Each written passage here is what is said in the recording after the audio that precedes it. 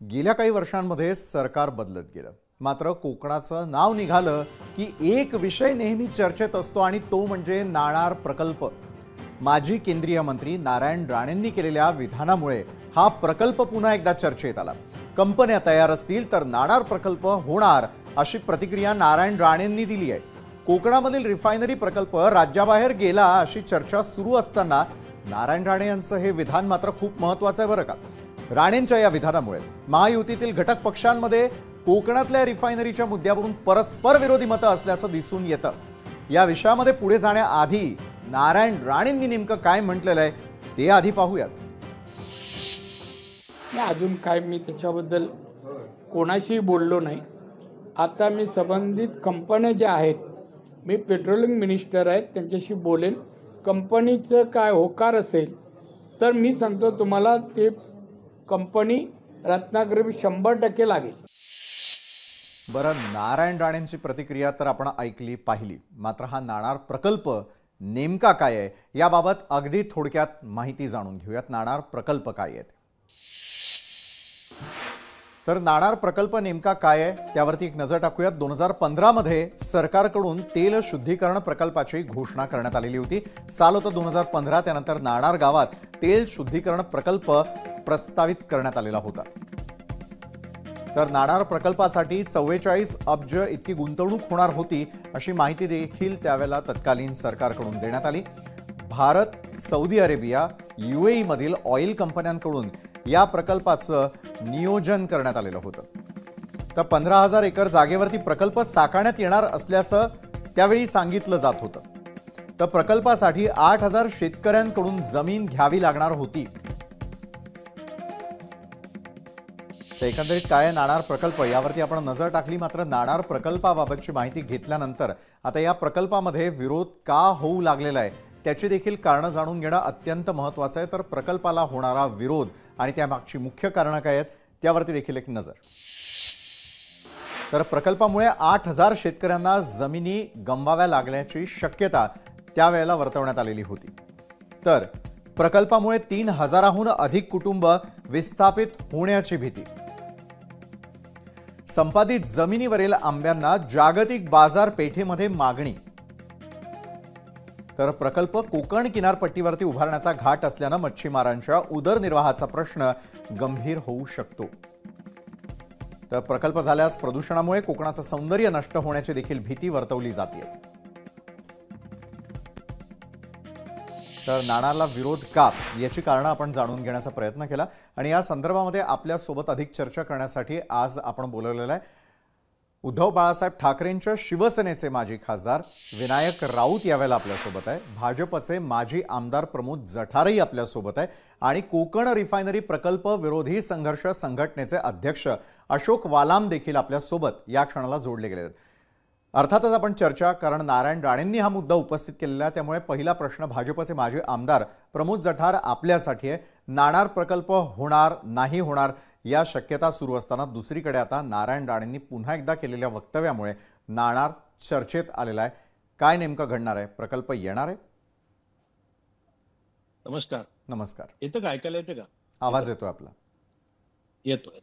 बघा, आमचं प्रेम हे प्रकल्पावर नसून कोकणामध्ये जी बेरोजगारी वाढते, या ठिकाणी जे स्थलांतरित होत आहेत लोक, तरुण पिढी जी प्रचंड प्रमाणात स्थलांतरित होते, गावातले 80% घरे बंद होत आहेत, याच्यावरती एक रामबाण उपाय आम्ही शोधून काढला होता।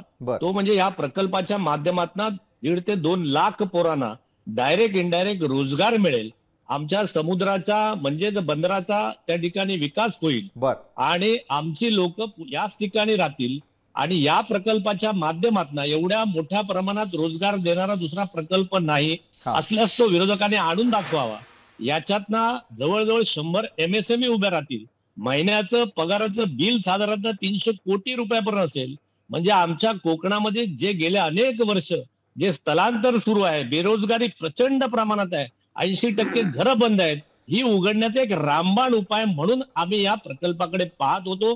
समुद्र किनारा जो मिळाला आम्हाला त्याचा उपयोग होऊन अशा प्रकारचा प्रकल्प जो जामनगर मध्ये झाला आणि जामनगर मध्ये कुठल्याही पर्यावरणाचं नुकसान झालं नाही, गुजरातचा विकास झाला, तसा आमच्या कोकणाचा आणि महाराष्ट्राचा विकास करण्याची जी आमची कल्पना होती त्याच्याशी आम्ही अजूनही बांधील आहोत. आणि केंद्र सरकार, राज्य सरकार, आमचे खासदार नारायणराव राणे साहेब आणि आमचे सगळी मंडळी यांच्या माध्यमातून हा प्रकल्प व्हावा असे आमचीच नव्हे तर जवळजवळ 10,000 एकर जागा नाना राणी विभागातल्या देणाऱ्या लोकांची सुद्धा आहे. म्हणून आमचा आग्रह आहे की पुन्हा आता हा प्रकल्प करण्यात यावा आणि बेरोजगारी दूर करावी असा आमचा विषय. बरं, बेरोजगारी दूर होणार का? माजी खासदार विनायक राऊतांना मला पुढचा प्रश्न करायचा आहे. नाणारबद्दल अनेक वेळा राजकीय पक्षांनी धरसोड अशा प्रकारची भूमिका घेतलेली होती. पुन्हा एकदा सत्तांतर झालेलं आहे आणि नाणारचा प्रकल्प व्हावा यासाठीचे प्रयत्न सुरू झाल्याचं दिसतंय. प्रमोद जठार यांनी जे दावे केलेले आहेत ते कितपत सत्य आणि त्या ठिकाणची परिस्थिती बदलण्यासाठी नाणार प्रकल्प किती महत्त्वपूर्ण आहे किंवा त्याची गरज किती आहे? विनायक राऊतजी. बघा, कोकणवासियांची आर्थिक दयनीय अवस्था असेल असं जर प्रमोद जठारांना वाटते तर त्यांनी ही आर्थिक गरिबी दूर करण्यासाठी रिफायनरीच्या व्यतिरिक्त दुसरे कोणते प्रकल्प कोकणात येऊच शकत नाहीत का? कोकणामध्ये मोठा टेक्सटाईल पार्क का येऊ शकत नाही? कोकणामध्ये पेपर मिल का येऊ शकत नाही? कोकणामध्ये फ्रूट हो जर ऐका जरा, तुमचं तर राज्य होतं, ऐका. कोकणामध्ये फ्रूट प्रोसेसिंग प्लांट का येऊ शकत नाहीत? म्हणजे फळ प्रक्रिया प्रकल्प ज्याला म्हणतो ते का येऊ शकत नाही? काजूवरील वायनरीजला कोकणातले लोक परवानगी मागतायत. द्राक्षावर आधारित ज्या फॅसिलिटीज आहेत त्या आम्हाला द्या अशी मागणी मागच्या 20 वर्षापासून कोकणातले लोक करतायत. अद्यापही त्यांना परवानगी मिळालेली नाही. ग्रीन एनर्जी जिथे आता खूप मोठ्या प्रमाणात अणुऊर्जाचा घाट घालून जमीन संपादित केली होती, त्या ठिकाणी त्या ग्रीन एनर्जीचा प्रोजेक्ट उभा करा अशी मागणी करतोय. ती येऊ शकत नाही. आज कोकणामध्ये खूप मोठ्या प्रमाणात ऊस उत्पादन होतं, पण आज सर्व ऊस पश्चिम महाराष्ट्रामध्ये जातो. कोकणामध्ये उभा राहत असलेल्या साखर कारखान्यांना विरोध करायचा आणि कोकणातली बेरोजगारी संपवण्याच्या वल्गना करायच्या याचा कुठेतरी विचार करा. दूध प्रकल्प खूप मोठ्या प्रमाणात या ठिकाणी मिल्क इंडस्ट्री उभी राहू शकते. त्या दूध प्रकल्पाच्या नावाखाली आत्ताच्याच प्रमोद जठारांच्या काही लोकांनी त्याच्या नावे कोट्यावधी रुपये कोकणवासियांचे जे फसवलेले आहेत ते दिलेले नाहीत. आणि त्याचबरोबर कोकण हा बारमाही पर्यटनासाठी उपयुक्त असलेला जो भाग आहे त्या पर्यटनाला अनुलक्षून त्या दृष्टीने का विकास केला जात नाही सध्याच्या शासनकर्त्यांकडून, याचं उत्तर प्रमोद जठार यांनी द्यावं. आज त्या पर्यटनाला जवळजवळ नाही म्हटलं तरी दरवर्षी 20 लाखापेक्षा जास्त पर्यटक कोकणामध्ये येतात. पण पर्यटनाला आवश्यक असणाऱ्या कोणत्या मूलभूत सुविधा आजपर्यंत राज्य करणाऱ्या या भाजपाच्या आणि प्रमोद जठारांच्या सरकारने तिथे पुरविल्या याबाबतचं त्यांनी सांगावं. आज मुंबई गोवा राष्ट्रीय महामार्ग 10 वर्षामध्ये होऊ शकत नाही, हे पाप कोणाचं आहे? प्रमोद जठार. आपण सुद्धा ते सांगितलं तर बरं होईल. बरं विनायक राऊतजी, प्रमोद जठार तुम्ही विचारलेल्या प्रश्नांची उत्तरं देतील. मात्र कोकण रिफायनरी प्रकल्प विरोधी संघर्ष संघटनेचे अध्यक्ष अशोक वालाम आपल्यासोबत आहे. अशोकजी, राजकीय पक्ष आपापल्या परीनं प्रयत्न करताना दिसतात किंवा दावे प्रतिदावे करताना दिसतात. कोकणातली सद्य परिस्थिती काय आणि त्या परिस्थितीवरती नाणार प्रकल्प हा तोडगा असू शकतो का? मला महत्वाचं म्हणजे सांगायचं आहे, जे प्रमोद जठार म्हणाले की त्यांना कोकणी जनतेची काळजी आहे, कोकणातली घरं बंद आहेत आणि म्हणून मुंबई ठाण्यासारख्या पुण्यासारख्या शहरांमध्ये जात आहेत आणि त्यांच्याकडे 8 ते 10,000 एकर जमीन शेतकऱ्यांची सहमती आहे. हे तोतांड खोटं बोलतायत प्रमोद जठार. सुरुवातीपासून गेल्या 2016 पासून ते असे चर्चेमध्ये सहभागी होत असताना सतत खोटं बोलत आलेले आहेत. हे जे सहमती आहेत म्हणून सांगतायत ना, 8-10 हजार एकर लोक शेतकरी सहमती देत आहेत, हे फक्त सगळे गुजराती मारवाडी हे जे जमिनीचे गुंतवणूकदार आहेत ना ते. आणि प्रमोद जठार, मला दुःखाने सांगावं लागतं, हे त्यांची दलाली करतायत. स्वतः प्रमोद जठारांनी सुद्धा तिकडे जमीन घेऊन ठेवलेली आहे आणि त्यांचं फक्त एकच दुखणं आहे, रिफायनरी झाली नाही तर ते घाट्यात जातील आणि म्हणून हा सगळा खटाटोप चालू आहे. प्रमोद जठारजी, महत्वाचा खूप मुद्दा गंभीर आहे. स्वरूपाचे आरोप आहे एवढे आपल्यावरती. प्रदूषणकारी प्रकल्प तुम्ही कोकणात का आणायला बघताय? फॉस्कॉन सारखे प्रकल्प तुम्ही गुजरातमध्ये घेऊन गेलात. ही रिफायनरी गेली 7-8 वर्ष अशीच रेंगाळत पडलेली आहे, कारण एवढा महाभयंकर प्रदूषणकारी प्रकल्प कोणालाही परवडणार नाही, कुठल्याही राज्यालाही परवडणार नाही, म्हणून कुठल्याही राज्य याची मागणी करताना आपल्याला दिसत नाही. मुद्दा क्रमांक 2, बर, तिथले शेतकरी तळमळीने सांगतायत की आम्हाला हा प्रकल्प नको, असा प्रदूषणकारी आम्हाला प्रकल्प नको आहे, त्यापेक्षा आमच्याकडे उत्पादन होत असलेला आंबा आहे, काजू आहे, फणस आहे, बांबू आहे, सुपारी आहे, यावर प्रक्रिया करणारे आम्हाला उद्योग व्यवसाय द्या ना. ते देणार नाहीये, कारण त्याच्यातून या राजकीय लोकांना मलई खायला मिळणार नाहीत.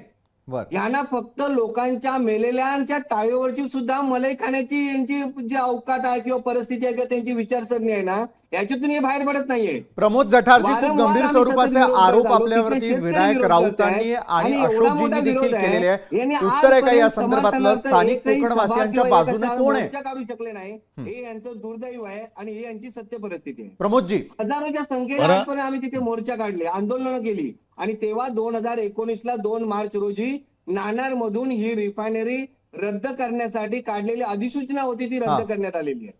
आणि तरीही पुन्हा सतत फक्त याचं राजकारण केलं जात आहे. मी तुम्हाला ठामपणाने सांगतो, रिफायनरी ही प्रदूषणकारी असल्या कारणाने कोकणात होणार नाही. अशोकजी, आणि आम्ही आपल्याकडे होऊ तो देणार प्रमोद नाही. जठार यावर यांचं आजही उत्तर आम्ही घेणं थांबू. आवश्यक आहे. प्रमोदजी, बोला. फक्त दोन गोष्टी- राजकारण हा. याच्यामध्ये केलं जात आहे आणि हे दोन राजकारण गोष्टीचं- या राज्याला किंवा कोकणाला परवडणार नाही आहे. रिफायनरी सारखा प्रदूषणकारी प्रकल्प आहे, कोकणाला अशोकजी, परवडणारा प्रमोदजींना नाहीये. उत्तर देऊ द्या. यांना जी दलाली करायची आहे प्रमोद जठारांना, ती त्यांनी दलाली इतर ठिकाणी करावी. कोकण प्रमोदजी, सोडून माझा आवाज कोकण आपल्यापर्यंत येत असेल तर आपली बाजू मांडा. हा, आपला मी- वेळ संपेल मी- नाही तर. मी बोलतो, पण त्याला थांबवा तर. थांबवलंय आपण त्यांना, तुम्ही बोला. दोन गोष्टी आहेत. एक तर माझी विनंती आहे दोन्ही महोदयांना आहे हा. की संसदीय भाषेत बोलावं. हं. अख्खा महाराष्ट्र आपल्याला ऐकतोय, संसदीय भाषेत बोला. मी तुमच्याकडे या चॅनलवरती चर्चेसाठी आलेलो आहे. बोला ना प्रमोदजी. अहो, जन- काय संसदीय gentleman भाषेत सारखं बोलायचं? बोला. तुम्ही gentleman. अशोकजी, आम्हाला त्यांचा छळणूक मुद्दा करायला पूर्ण होऊ लागलेली द्या आहे. कृपया. एवढी गेली 6-7 वर्ष तुम्ही लोकांची छळणूक करताय, लोकांवरती लाठीचार्ज करताय, खोट्या गुन्हे दाखल करताय. माझा त्या ऐका ना जरा बार्शीमध्ये आता. जवळजवळ थोडं 350 ऐकण्याची- लोकांवरती खोटे ऐकण्याची- गुन्हे दाखल केले. थोडं ऐकण्याची क्षमता ठेवा ना. 363 ऐकण्याची- कलमाला गुन्हे दाखल केले. हे शेतकरी काय अरे बाबा, ऐकण्याची हक्कासाठी क्षमता ठेव ना. हक्कासाठी, स्वतःच्या संरक्षणासाठी, स्वतःची जमीन जागा वाचवण्यासाठी लढत असताना त्यांच्यावरती लाठीचार्ज करताय. हा तू तुमचा माझी न्याय. ऐकण्याची आणि हे क्षमता कोकणी ठेव ना जनतेसाठी बाळा. तुमचं प्रेम आहे का? अरे बाळा, दुसऱ्याचं ऐक ना जरा. दुसऱ्याचं ऐक. तुझं ऐकलं आम्ही. अरे ऐक मग, तुझं तू पण बोलताना ऐक आम्ही ना. मध्ये नाही बोललो. एकेरी भाषेत बोलला तुझं प्रमोद बोलताना- जठार, तर तुला एकेरी भाषेत त्याचं उत्तर मिळेल. एवढे लक्षात अशोकजी, ठेव. आपण टेलिव्हिजनवरती आहोत, सगळे ऐकताय. प्रमोदजी, आपला थेट मुद्दा बोला. माझं म्हणणं आहे, तर तिथे 10,000 एकरचे शेतकरी स्वतःची संमती देणार असतील आणि जर प्रकल्प होणार असेल तर हा. प्रकल्प व्हायला पाहिजे. क्रमांक 1. क्रमांक 2, ह्या दोन्ही महोदयांना मी सांगतो की जर मी 1 फुटाची सुद्धा जागा त्या ठिकाणी प्रमोद जठाराच्या, माझ्या कुटुंबियांच्या नावाने असेल हा. तर मी जाहीर माफी मागायला तयार अरे तुम्ही आहे. लोक या राजकीय दोन्ही लोक स्वतःच्या महोदयांनी नावाने काही करतच नाही. ज्या ज्या तुमच्या या कार्यकर्त्यांच्या दोन्ही किंवा तुमचे जे महोदयांनी- असलेले आहेत ना ते या दलाल, दोन्ही- त्यांच्या अहो, माध्यमातून तुम्ही ऐका ना. घेऊन ठेवले. तुम्ही राजकीय लोक स्वतःच्या नावाने करत नाही. हे तर दुःख आहे महाराष्ट्राचं, म्हणून तुम्ही चोरी तुमची पकडली जात प्रमोदजी, नाही, आपला म्हणून मुद्दा तुम्ही पूर्ण कारागृहात करा. जात नाही. वालम जरा शांतपणे ऐका. कशाला आरडाओरडा करताय? शांतपणे ऐका ना जरा. म्हणजे ऐका. आमचा जीव प्रकल्पाबद्दल जळतोय. माहिती घ्या. आम्ही लाठीचार्ज जामनगरचं केले. आम्ही गुन्हे जामनगरला दाखल- प्रकल्प आमच्यावरती गुन्हे झाला. दाखल, आम्हाला जेलमध्ये टाकण्यात आलं होतं. आणि अरे तरी पण बाळा, शांत राहायचं शांतपणे काय? ऐक. अरे जामनगरला प्रकल्प झाला, जामनगरचं वाटोळं नाही झालं. मग जा ना, तू तिथे जामनगरच्या जामनगरला प्रकल्पामध्ये जा ना. उद्धव ठाकरे कशाला साहेब आता आपल्या त्यांच्या मुलांच्या लग्नासाठी गेले. आणि राऊत साहेब, मला तुम्हाला एक विचारायचं आहे, आज जाहीर महाराष्ट्राला ऐकू द्या.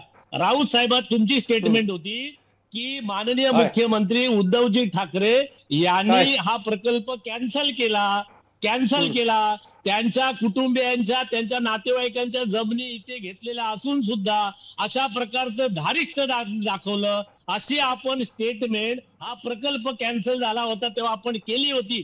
खरं आहे की खोटं आहे सांगा मला. विनायक राऊत जी आठवण करून देतात तुमच्याच वक्तव्याची. रद्द करण्याचं काम बोला. नाही खरं आहे ते. आता सन्माननीय अशोक वालम यांचा जो त्रागा होतोय हा साहजिकच आहे. हा. कारण ते भरडले जात आहेत तिथे, त्यांच्यासारखे हजारो कोकणवासीय भरडले जात आहेत. कुणामुळे? आणि नाणारची रिफायनरी प्रमोद जठार ही कोकणवासियांसाठी नाही हो, तुमच्या 224 गुजराती मारवाडी आणि दिल्लीवाल्या भूमाफियांसाठी आहे.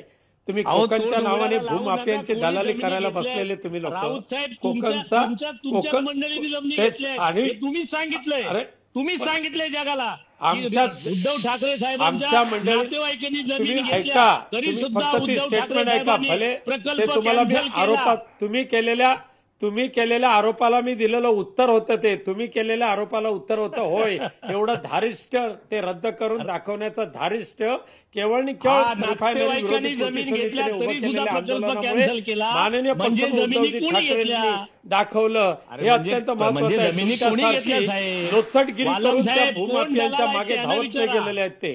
आज वालम कोकणच्या साहेब, नावाने दलाल तुम्ही कोण गळा आहेत त्यांना काढताय. विचारा. अरे कोकणच्या नावाने तुम्ही गळा काढताय. अहो, आज आपण तिकडे 10 जाऊन वर्ष तिथल्या खासदार आंब्याचा होता भाव साहेब. बघा आणि साहेब, जामनगर बघा.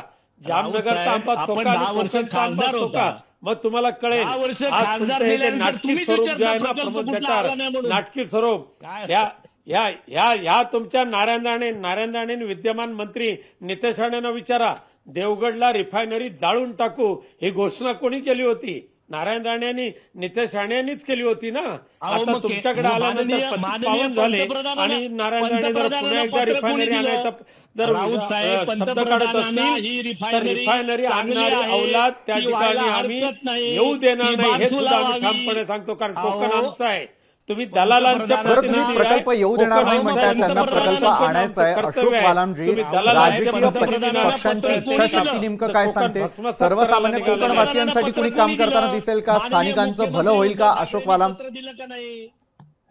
नाही, स्थानिकांचं भलं काहीच होणार नाही. बरं. हे प्रमोद जठार आणि त्यांचे ते दलाल आहेत ना, आणि ते गुजराती मारवाडी हे ज्यांनी तिकडे जमिनीसाठी मोठ्या प्रमाणात काळं धन टाकलेलं आहे, त्यांचं फक्त भलं होणार आहे. कोकणाचं वाटोळं होणार आहे. हजारो लोक मरणार आहेत. आणि महत्वाचं सांगायचं म्हणजे राणे साहेबांचं बोलतात की राणे साहेबांनी स्टेटमेंट दिली, तर राणे साहेब 2016-17 पर्यंत आमच्याबरोबर विरोधासाठी लढत होते. अशोकजी, प्रमोदजींना त्यांचा मुद्दा मांडायचा. 1 मिनिट मी तुम्हाला थांबवतो.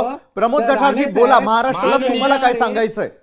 माननीय उद्धव ठाकरे साहेबांनी पंतप्रधान आपलं मुख्यमंत्री असताना पंतप्रधान नरेंद्र मोदी साहेबांना पत्र लिहून कळवलं की ही रिफायनरी चांगली आहे, या नाराला विरोध असला तरी बारसुला व्हायला हरकत नाही, असं तत्कालीन मुख्यमंत्री माननीय उद्धवजी ठाकरे साहेब यांनी केंद्राला दिलं. पर्यावरणाचा कुठलाही ऱ्हास होणार नाही. मला सांगा, फक्त प्रयत्न दिलो काय हे ना, कोकणाचं सुख नाही, कोकणाचं दुःख नाही, काही पडलेलं नाही. कोकणाचं करायचं आहे आणि म्हणून विनायकरावजी उत्तर देतील. मधून रद्द झाल्याच्या नंतर बारसोमध्ये केले. बारसोमध्ये विनाकारण लोकांना एवढा छळ केला 2 वर्ष, खोटे गुन्हे दाखल करा, लाठीचार्ज करा. अरे याच्यासाठी तुम्हाला लोकांना निवडून देतात का? खोटे गुन्हे दाखल करा, लाठीचार्ज. शेतकरी तुम्हाला भेटतात का छळ करायला आणि फसवणूक करायला? कोकणाचं रिफायनरी मधून काही भलं होणार नाही. तुम्ही म्यूट करा, यांना काही अशोक वालामजी, विनायक राऊत उत्तर देतात प्रमोद जठारांच्या प्रश्नाचं. अशोकजी आपल्याकडे येईलच. विनायकजी बोला. वालम एनजीओचे पैसे घेऊन, वालमांचा कार्यक्रम आहे, एनजीओच्या माध्यमातून पैसे घ्या. रिफायनरी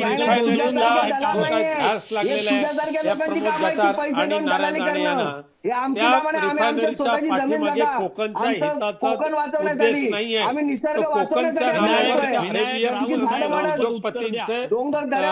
मलिदा खाण्याचा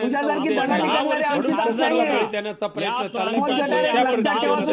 रिफायनरी आम्ही देणार नाही म्हणजे नाही. परंतु तुम्हाला ते कोकण कधीच उभं करणार नाही. साहेब, आपण उत्तर द्या. तुम्ही आज वालम साहेब, तुमची इयत्ता नाही उत्तर देण्याची. त्यांना खासदार साहेबांना उत्तर देऊ द्या. तुम्ही कृपया गप्प बसा. योग्यता तुझी योग्यता आहे का दलाली करायची? त्या टायमाला नितेश राणेने सुद्धा चॅनलवरती सांगितलं होतं. यांना समज द्या. माननीय लोकशाहीचे म्हणजे त्यांना समज द्या.